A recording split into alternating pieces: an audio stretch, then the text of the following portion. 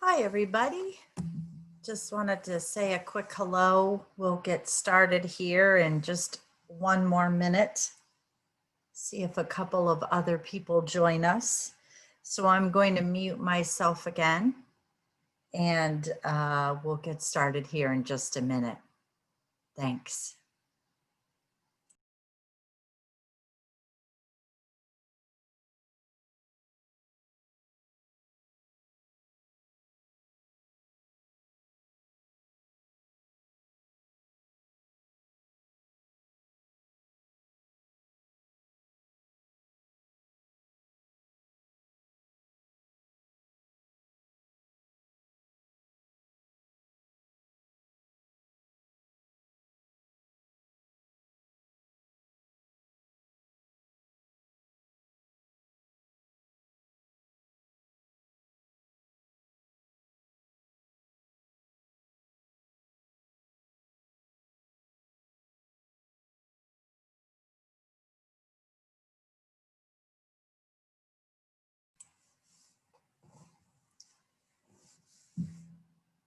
Hi, everybody.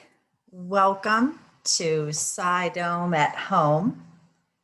I'll take just a minute to introduce myself and set the stage, see if a couple of other people join us. My name is Suki. I'm an educator at the Works. Thank you so much for joining SciDome at Home. This is the first time that I'm using our new webinar feature. So I believe that the only way that you'll be able to communicate with me is through chat. But I do have my chat panel open. So if you have any questions, please feel free to type out a quick question and I'll try to address it while we are looking at the night sky tonight. Tonight, I wanted to do a general what we see in our backyard because I think that our night sky is pretty exciting right now. So if you have not seen a SciDome at home, I want to remind you that, or tell you that the view that you're looking at is a fish eye view. So right now we're looking south. You can see the cardinal directions are along the horizon. And because this is a fisheye view, we're looking all the way from the east, all the way around to the west. Also, the top of the screen is overhead. So when we are looking at this view, just keep in mind that it's a fisheye view with, again, east to west and full horizon to overhead. Now, the reason that I wanted to talk about what's in our night sky now, and unfortunately tonight it's raining, so you won't be able to go outside tonight and see it. But it's a pretty exciting time right now because we can see 4 of the 5 planets that we can see from our backyard.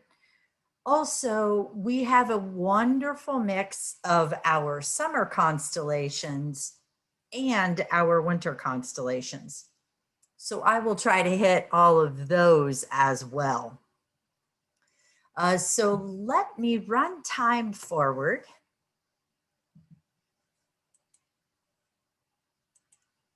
And we'll let the sun set. The time is about 5 o'clock at night right now. Have you noticed how early it seems like the sun is setting? Yes, we are headed towards the winter solstice.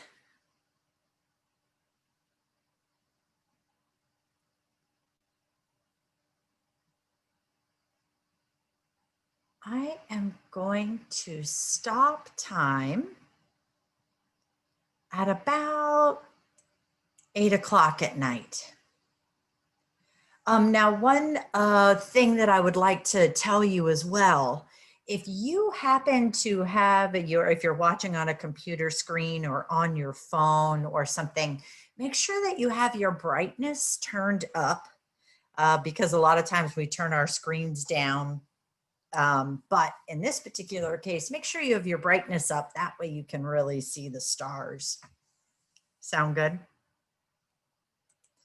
So the first thing that I want to point out, again, we are looking south. I have the Milky Way turned up brighter than you can actually see it in our night sky. But I wanted to show you the galaxy that we live in, the Milky Way. Unfortunately, it's very hard to see living in central Ohio, but keep an eye out for it if you ever go on a vacation somewhere dark. You should be able to see it. But I like to initially have it up bright so that you know where to look for it. And that's in our southern sky. I'll turn that down so it's not distracting. All right, let's jump right into the planets that we can see right now. So there are 8 planets in our solar system, major planets, I should say. We've got several dwarf planets, Pluto among them, but we have 8 major planets. We can see 5 of them from Earth at different times. So Mercury, Venus, Mars, Jupiter, and Saturn. Now, right now, Mercury is setting with the sun, so it's not as easy to see. But if you go outside right after sunset and look south, Jupiter and Saturn are so bright. Jupiter in particular is very, very bright. And once you found Jupiter, you can find Saturn right next to it. Now, keep in mind, Jupiter does not create its own light, right? It is a planet, so it's reflecting the sun's light back to us. Jupiter is also about 400 million miles away. So it is reflecting light back from so very far away. But when you go outside right after the sun has set and look south, you will be amazed at how bright Jupiter is. And it is so fun to see Jupiter and Saturn. And keep an eye out for them. They will be up the remainder of the year. And in fact, Jupiter and Saturn are getting closer together. And in December, they'll be right next to each other. So watch them over the next couple of months as they get closer together before they go below the horizon. So I had mentioned that we still have some of our summer constellations, and Jupiter is a really easy way to find the summer constellation Sagittarius. So you can see Jupiter and Saturn are really bright. And then you can find the constellation Sagittarius right underneath of it. Scorpio is right next to it as well, but it's going below the horizon right away. So it's much harder to see. You can find Jupiter and find that cluster of stars underneath of it. Look for Sagittarius. The other leftover grouping of stars from the summer is the summer triangle. Well, I'll turn on the summer triangle. Now I want you to remember that in this fisheye view, the summer triangle is actually directly overhead. So when you go outside tomorrow night, since it's raining tonight, and find Jupiter and Saturn, you have to look directly overhead and you will be able to find the summer triangle. Altair, Deneb, and Vega are all very bright. They really stand out as a triangle overhead. And in particular, once you've found Deneb, look for Cygnus the swan. Deneb is the tail of Cygnus the swan. Sometimes it's also called the Northern Cross. And once you've found Cygnus, know that Cygnus is flying down the river of the Milky Way. So I just turned the Milky Way up for you again, so that if you can find the summer triangle and find Cygnus the swan, you'll know where to look for the Milky Way if you're ever in a really dark place. Sometimes Hocking Hills is even dark enough to catch glimpses of the Milky Way. Let me turn that back down. And I'll turn these off. I want to show you, I want to point out Cygnus.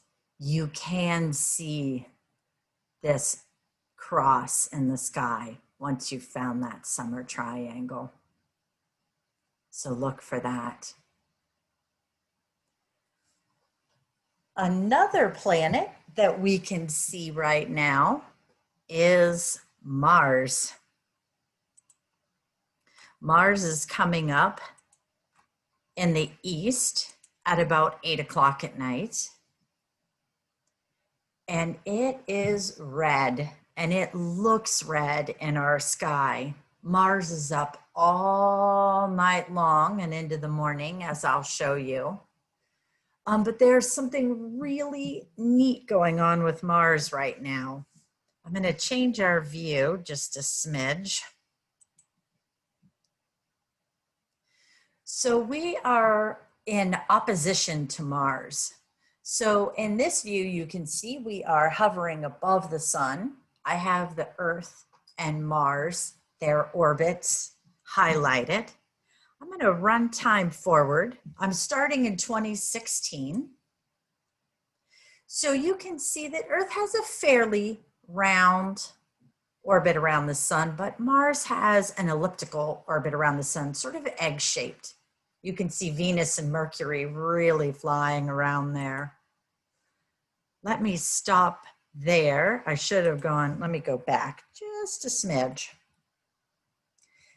So this is the summer of 2018. I don't know if anybody noticed how bright Mars was in 2018. You can see that the sun, Earth, and Mars were all lined up and close together in their elliptical orbits. So let's keep going to 2020, where we're at right now. So we were very close to Mars, less than 40 million miles away in 2018. And I'll stop time right here. Let's see how close I got. Oh, October 15th, I nailed it. So this is today's date. And you can see the sun, Earth, and Mars are in a direct line. That is called opposition. So the sun is shining on Mars and it's reflecting directly back to Earth. So that's why Mars appears so bright in our sky. Also, we're very close to Mars. I know 40 million miles away sounds like a lot, and it is. It takes 7 months to travel to Mars with our current technology. But that's actually very close. And it's as close as we are going to get to Mars until 2035. So over the next several nights, please make it a point to go outside and find Mars because it's as bright as it's going to be for 15 years. All right, let's head back down to Earth.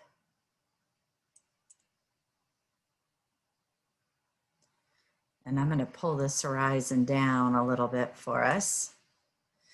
So again, the time jumped forward a little bit. We're at about 11:30 at night. You can see Jupiter and Saturn are about to set below the horizon. Mars is red in the sky. And it really is red. Mars is covered in basically rust, iron oxide dust. So it really does show red in our sky. And then I had mentioned that some of our winter constellations are coming up now. So I see the beginnings of those. I'll run time forward just a little bit here. And I'll let those winter constellation come up, and then I will point those out to you. It's about midnight right now.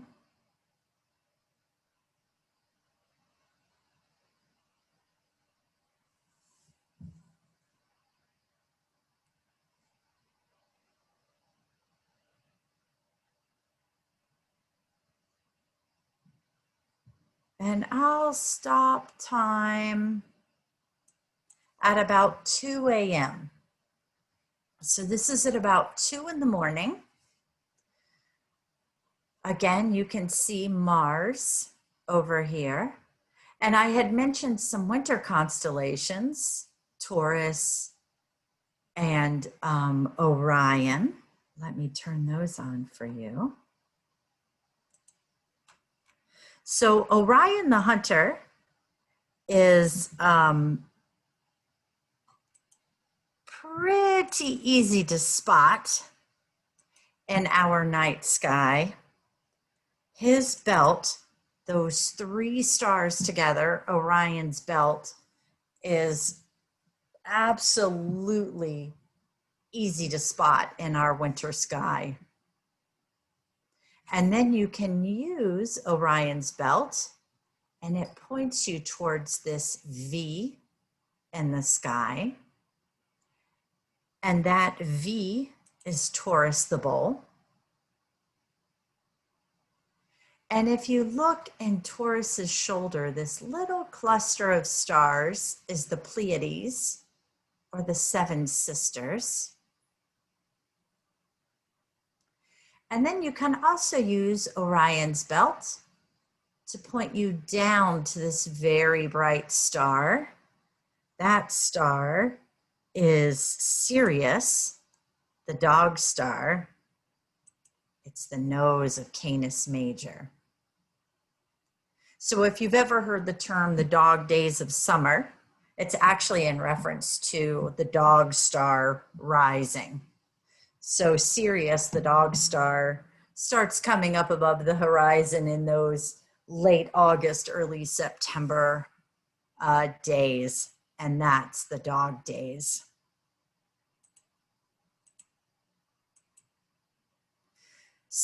Oh, let me turn off Sirius. Hold on one second.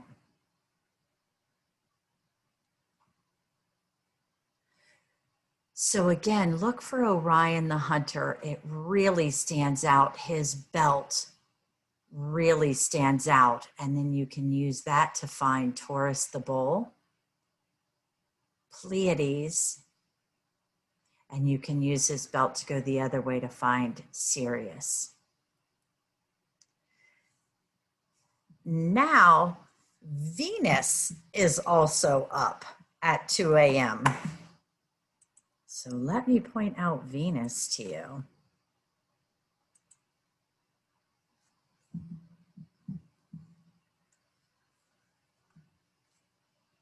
Oh, I thought Venus was up. Hold on. Before we talk about Venus, actually, let me show you all of the constellations.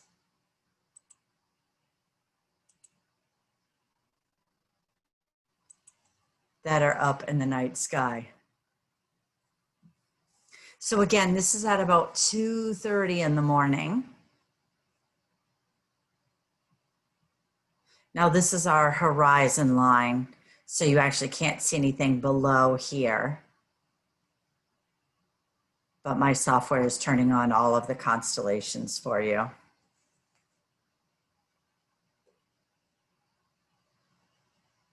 There are 88 constellations that are recognized by the International Astronomers Union.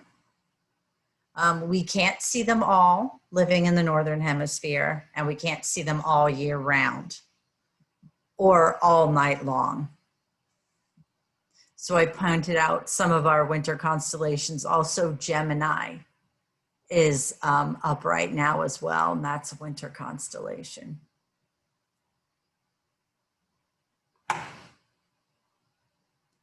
So let me turn those off.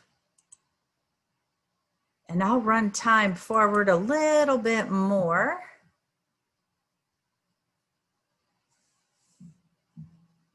Venus is coming up right before dawn. This is at about 4 a.m.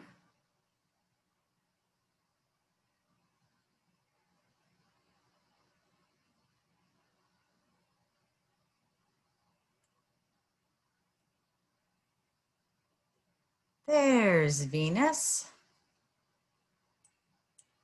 And I'll stop right here. This is at about, well, let me go just a smidge further. Let me stop it at about 6 a.m. because 6 a.m. isn't so crazy in the morning. There's early in the morning. There's a lot of us that are awake at 6 a.m. So 6 a.m. is a great time to go outside and look because Mars is still up over in the east. You can see Venus, or I'm sorry, Mars is up in the west. Venus is up in the east. And then don't forget about Sirius. So Sirius is still quite bright. So at, roughly 6 a.m., you can see Venus, Mars, and Sirius still up in the sky. And even as the sun is coming up and all the other stars start leaving the sky, Mars and Venus are still shining bright, and Sirius holds on for a while too.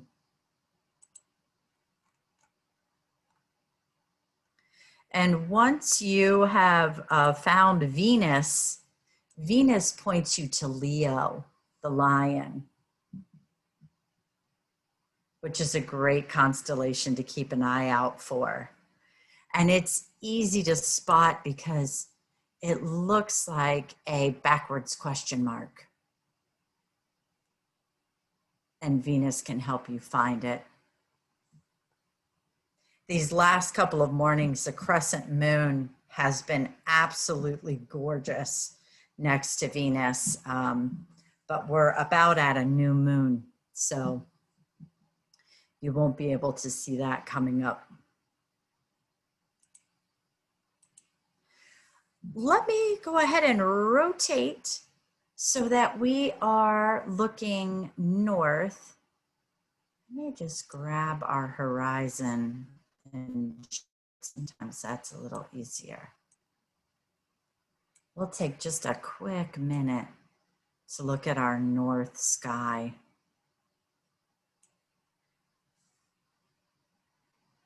Big Dipper. And again, this is at about 6 a.m. So there's the Big Dipper.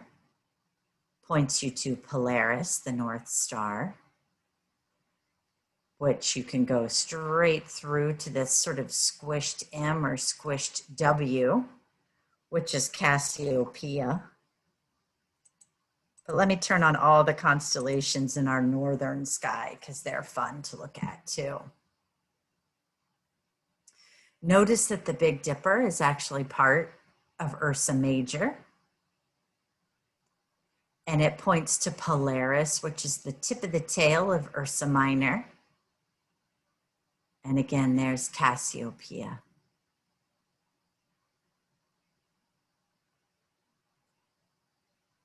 And Cassiopeia, the Big Dipper, and Polaris are up year-round. You can see them in the northern sky all year.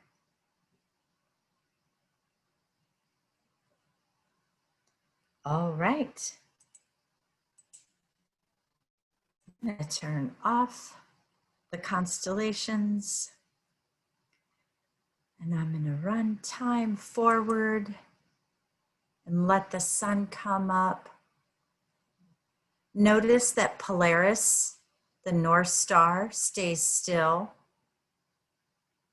Remember, it's the Earth that's rotating. It's not the stars that's moving, it's us.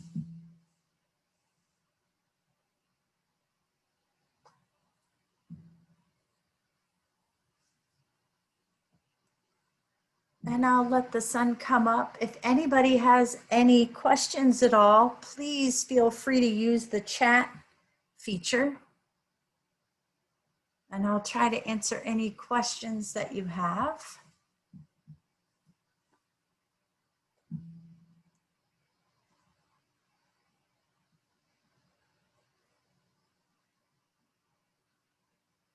I'll stop time at about 10 a.m.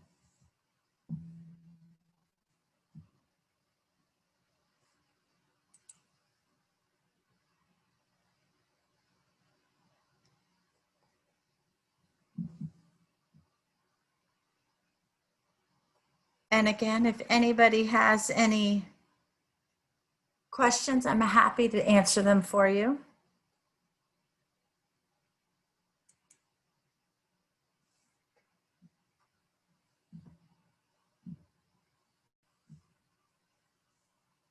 All right. Well, everybody, thank you so much for watching SciDome at Home. I'm guessing that we'll have another one in November as well, and in December possibly too, typically the third Thursday of every month.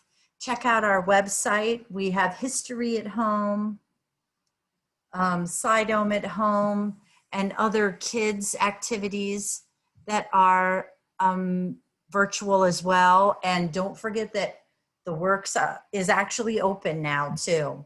So we have limited hours and we request that you register ahead of time, but hopefully you can come visit us at the Works Thursdays, Fridays, and Saturdays. Again, thank you so much.